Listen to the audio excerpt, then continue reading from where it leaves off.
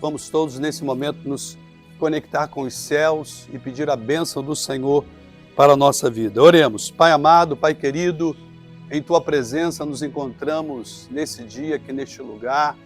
Eu quero te pedir que Tu venhas consagrar este ambiente, ó Deus amado, Deus santo, porque estamos agora dando início a esta cerimônia batismal. Eu te peço que desde já a Tua graça, a Tua misericórdia, o perdão e a purificação mediante o sangue da nova aliança que foi vertido por Jesus ali na cruz do Calvário esteja sobre a nossa vida, nos lavando por inteiro, espírito, alma e corpo.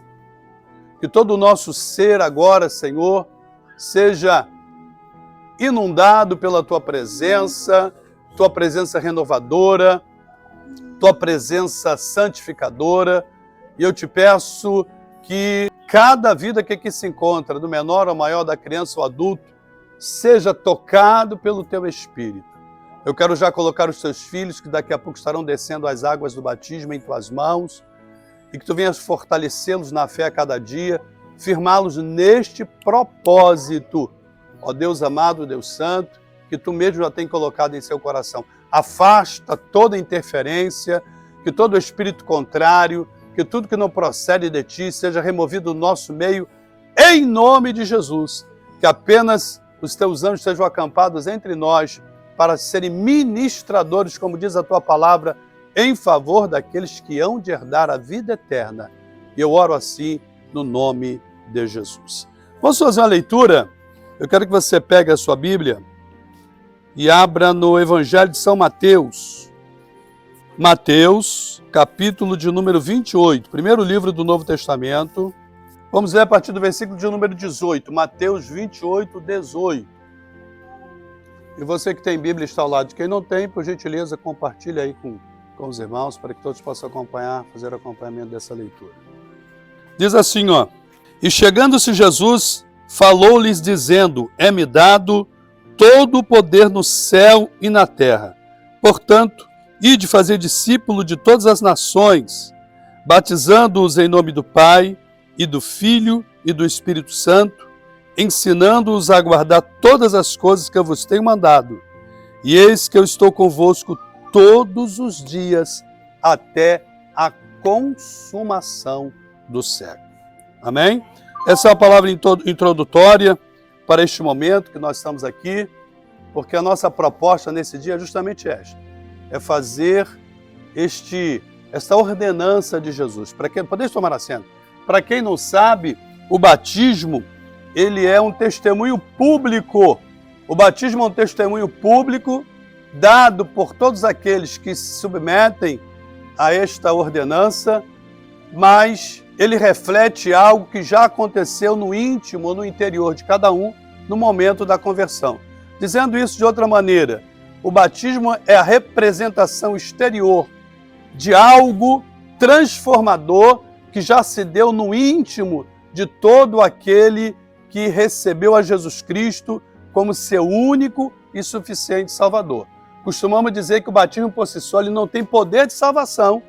Por outro lado, como já foi falado, ele é uma ordenança dada por Jesus aos seus discípulos. Nós lemos aqui 28 de Mateus, capítulo 19, onde ele diz assim, portanto, ide e fazei discípulos de todas as nações, batizando-os em nome do Pai e do Filho e do Espírito Santo. E daqui a pouquinho nós estaremos dando cumprimento prático a esta ordenança de Jesus, quando estaremos submergindo os candidatos ao batismo nas águas, para que assim eles possam ingressar no corpo de Cristo.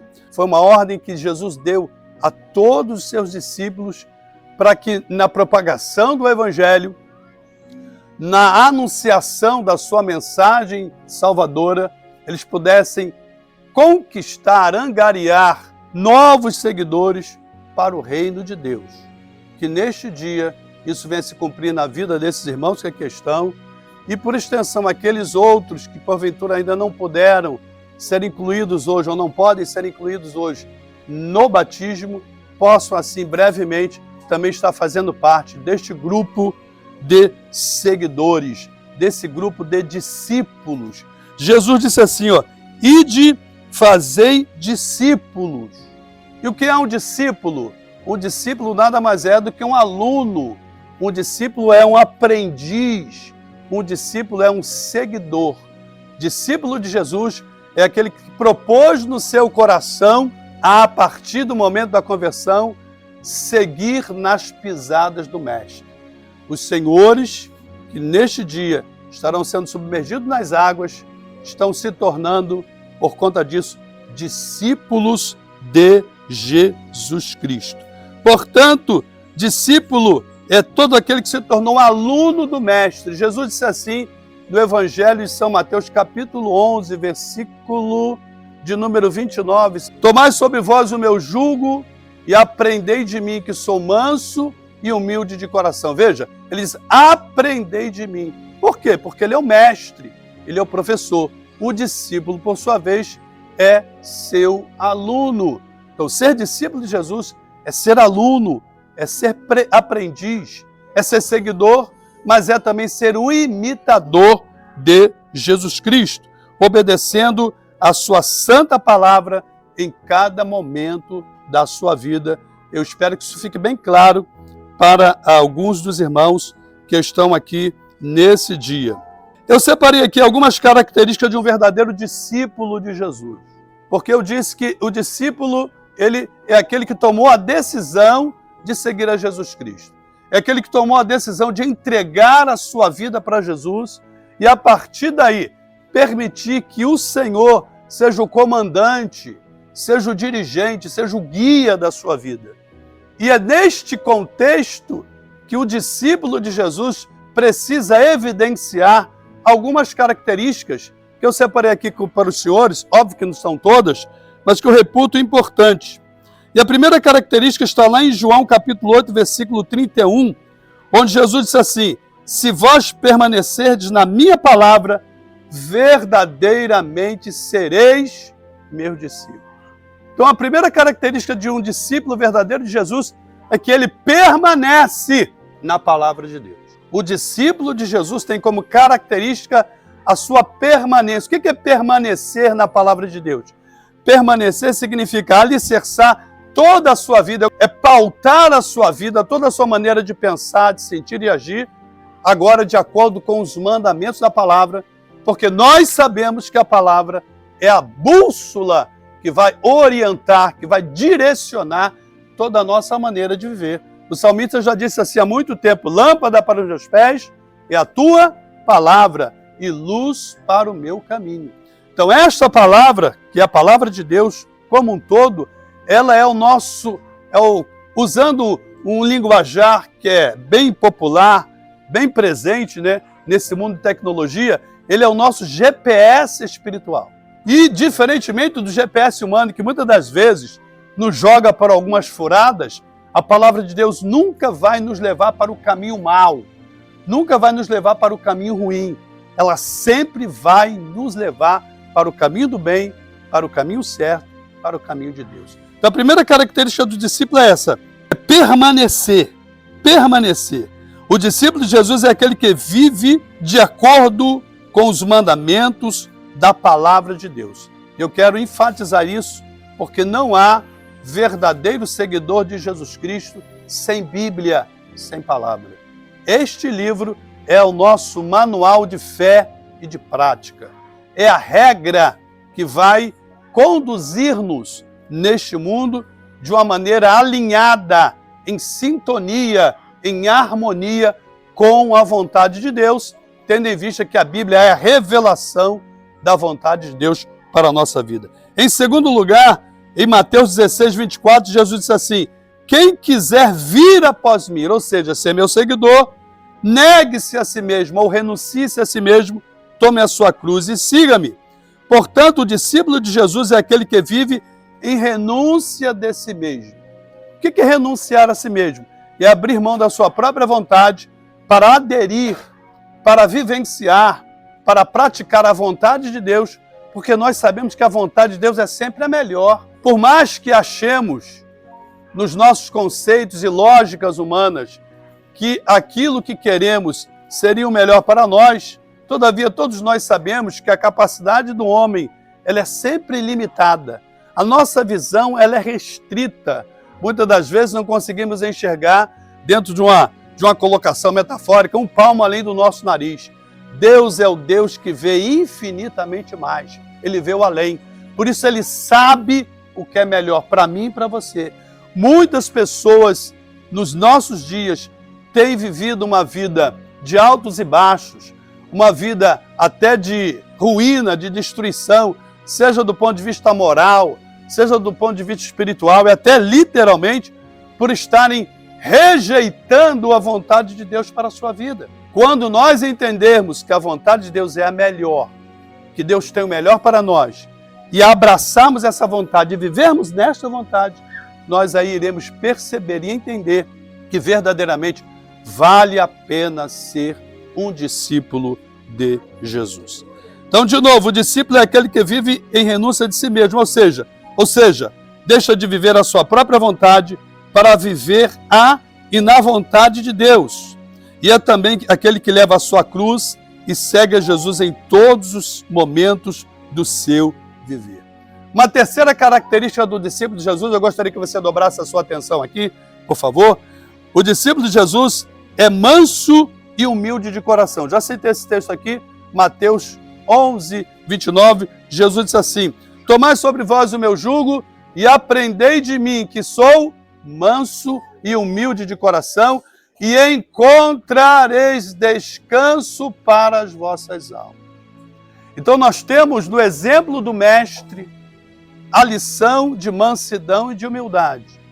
E como seguidores seus, precisamos também receber dele essa característica, que é uma característica que o próprio Espírito Santo é que imprime em nós.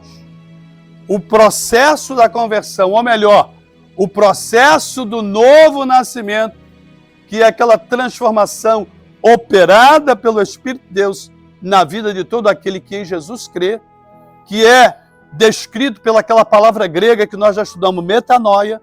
Entre outras coisas, esse processo vai gerar em nós um temperamento e uma personalidade mansa e humilde, porque somos discípulos de Jesus. Então, como terceira característica que eu quero enfatizar para os irmãos de um verdadeiro discípulo é a mansidão e a humildade. Assim como o Mestre nos ensinou, e ele nos deixou essa lição de humildade em vários momentos do seu ministério, haja vista particularmente naquele momento em que ele reúne seus discípulos e pratica aquela cerimônia que ficou conhecida como lava-pés. E ele, sendo o próprio Deus em carne, ele teve a condição de dizer que o Filho do Homem não veio para ser servido, mas sim para servir e dar a sua vida em favor de muitos. Esta lição você também precisa aprender e colocá-la em prática. Quem está entendendo aí, diga glória para Jesus.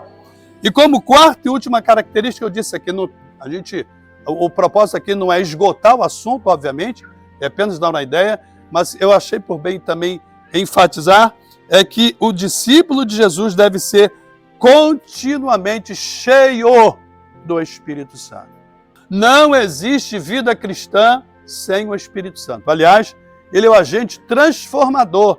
É ele que produz em nós aquele milagre que nós chamamos de novo nascimento.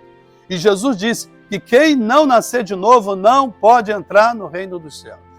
De modo que o Espírito Santo ele começa a agir na vida do seguidor de Cristo a partir do momento da conversão, mas daí em diante, em cada momento do nosso viver, precisamos ter a nossa vida cheia, controlada, dominada pelo Espírito de Deus. Em Lucas, capítulo 24, versículo 49, Jesus disse assim: eis que sobre vós envio a promessa de meu Pai. Ficai, porém, na cidade de Jerusalém, até que do alto sejais revestidos de poder. E esse revestimento de poder não tem outro sentido, outro significado, a não ser um enchimento do Espírito Santo de Deus. Você, como discípulo, deve buscar continuamente, o discípulo deve buscar permanentemente esse revestimento do alto por meio do enchimento do Espírito Santo.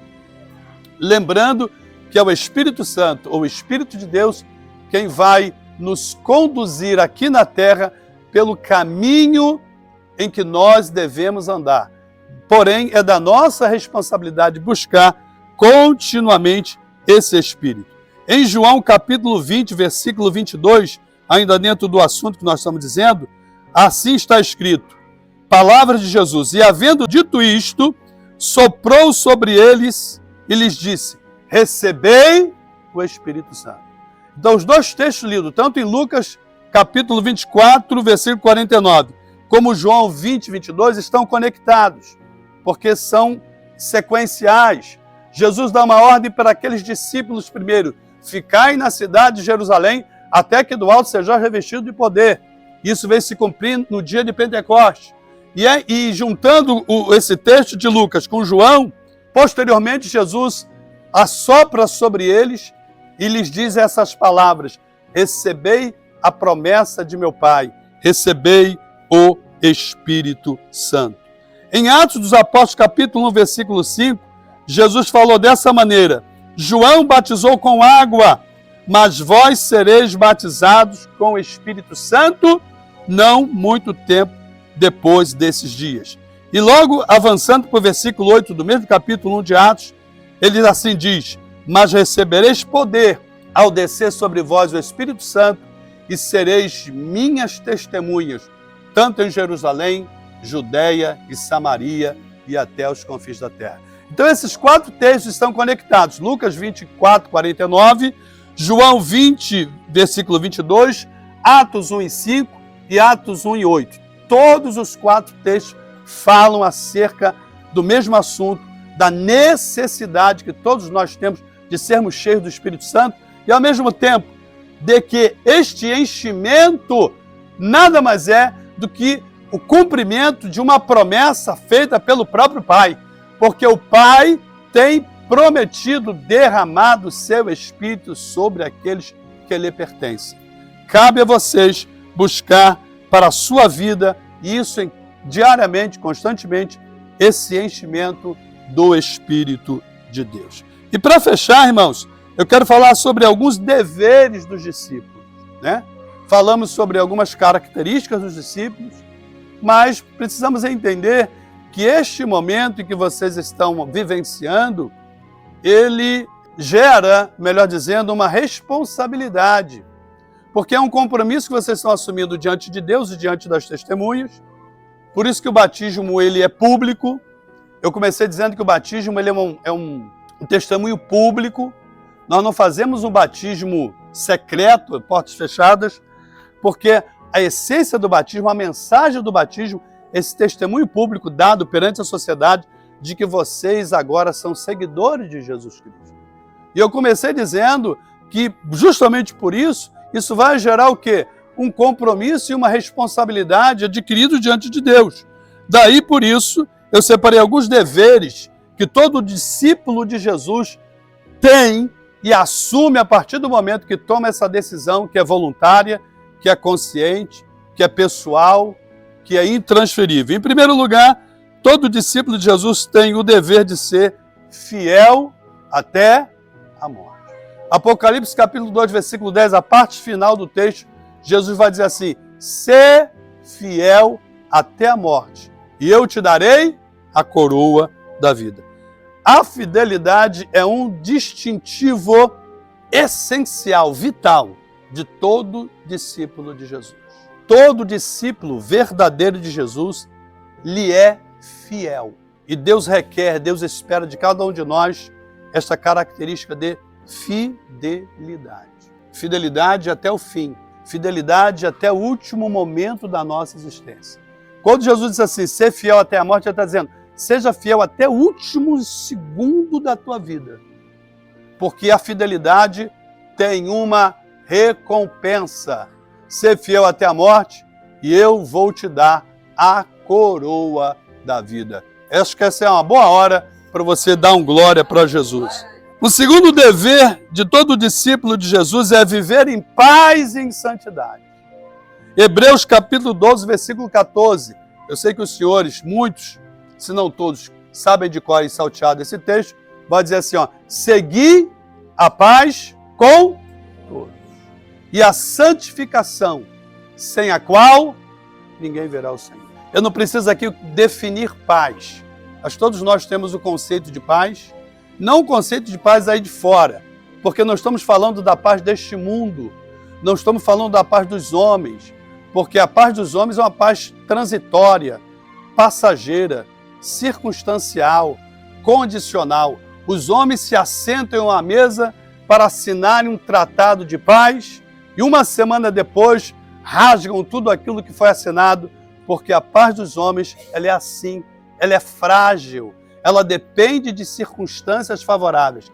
A paz de Jesus, na contramão da paz dos homens, ela é permanente. Ela não depende de circunstâncias. Ela não está condicionada a nada, porque ela não vem de baixo, ela vem de cima. Ela não vem dos homens, ela vem de Deus.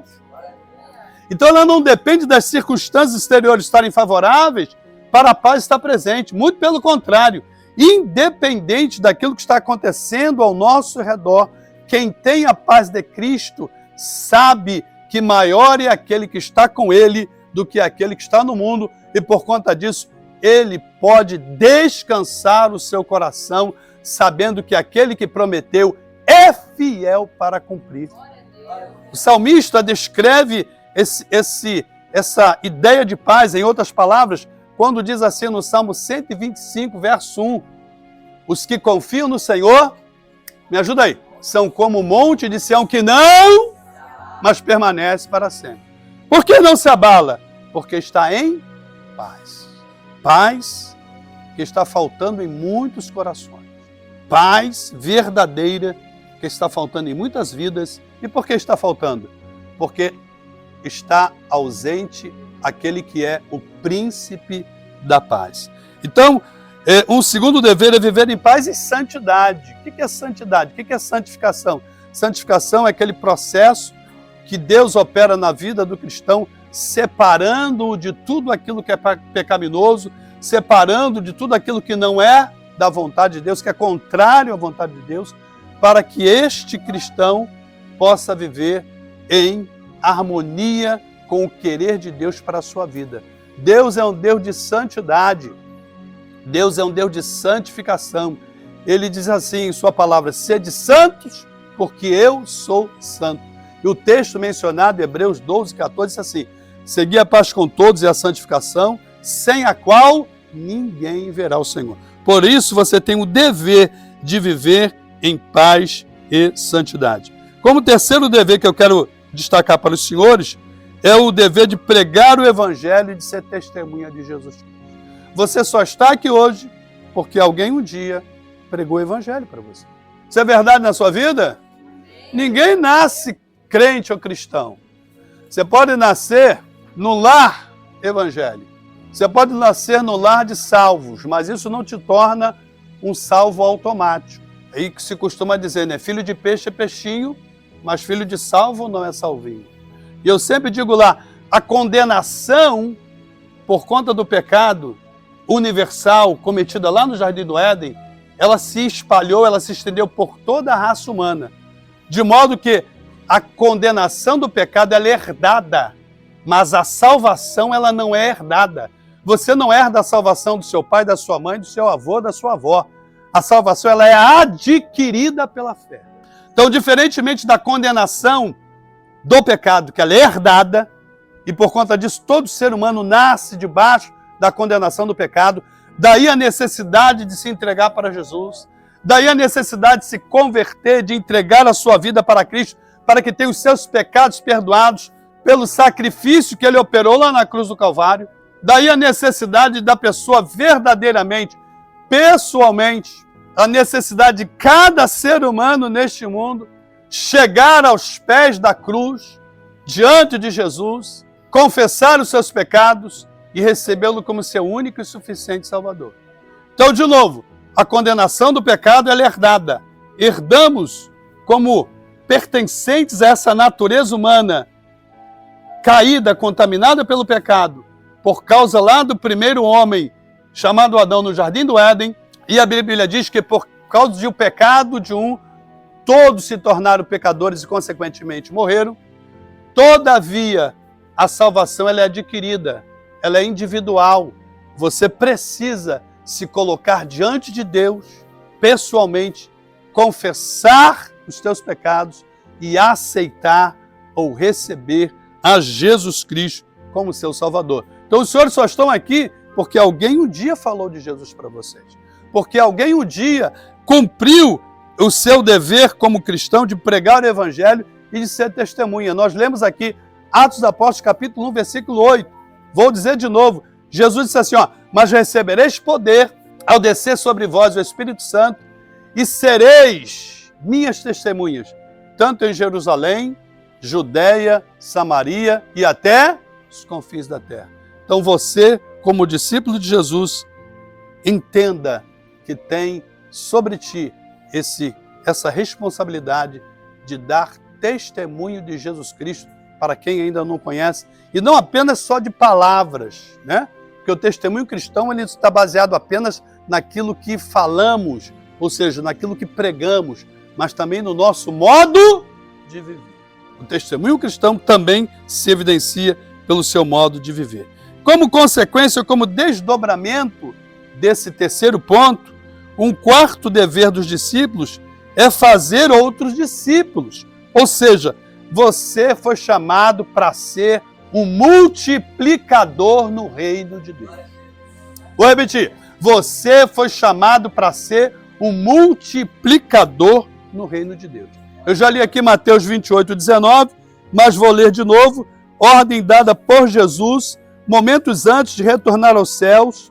Ele reúne os seus discípulos e disse assim, portanto, ide, fazei discípulos de todas as nações. Jesus chamou para você ser um multiplicador no reino.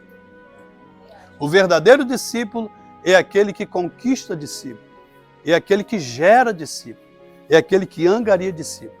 Você foi chamado para ser o multiplicador. Quem está entendendo dá glória para Jesus? E em último lugar, mais um dever destacado é o de amar os irmãos e viver em amor.